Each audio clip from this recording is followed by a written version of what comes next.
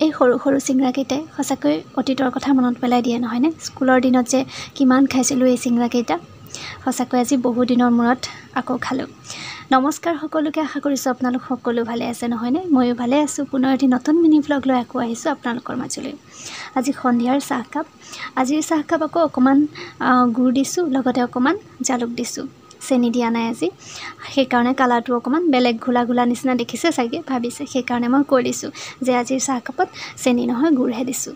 গুড় দিছোঁ আৰু লগতে অকণমান জালুক দিছোঁ। বৰকৈ খাবলৈ মন গৈ আছিলে এনেকৈ অকণমান চাহ। সদায় চেনি চাহ খোৱাটো ভাল নহয়নে বাৰু? সেইকাৰণে আজি এনেকৈ খালোঁ।